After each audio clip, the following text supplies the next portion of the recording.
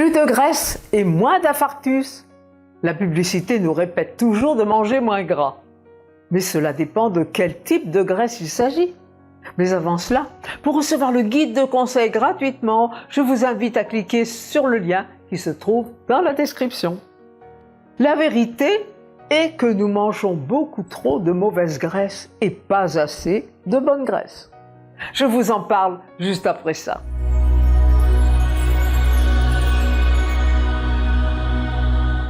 C'est le contraire de ce que tout le monde dit. C'est ce qu'on croyait dans les années 70. Plusieurs études ont montré que réduire la consommation de graisse ne diminue pas le taux d'infarctus. L'étude Predimed a montré le contraire. C'est en augmentant la quantité de graisse dans l'alimentation qu'on fait baisser l'infarctus. Tous souffraient de diabète, de tabagisme, de taux de cholestérol avec un LDL élevé, de surpoids ou d'obésité. On leur a demandé d'augmenter fortement leur consommation d'huile d'olive et d'huile de noix et de suivre une diète méditerranéenne sans essayer de manger moins. Eh bien, le nombre d'infarctus a diminué. Mieux manger plutôt que moins manger.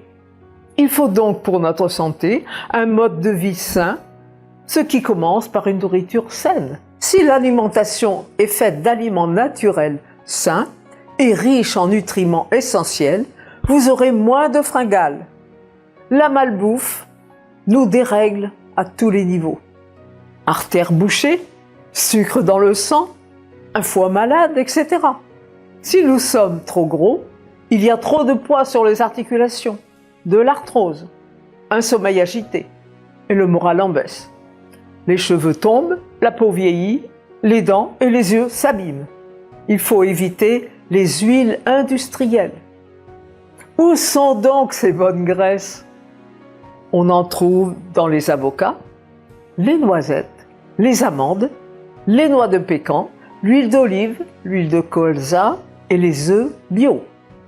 Mangez de petits poissons gras, sardines, anchois, harengs, maquereaux. On peut même manger du beurre. Il faut privilégier les acides gras monoinsaturés et polyinsaturés favorables à la santé cardiovasculaire. Conclusion, il faut donc savoir choisir les bonnes graisses, de préférence pour l'équilibre d'une bonne santé.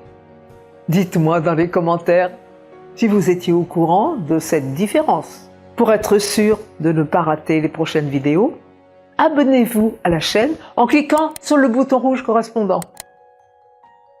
Partagez-la et likez-la si vous avez aimé. À bientôt et au revoir.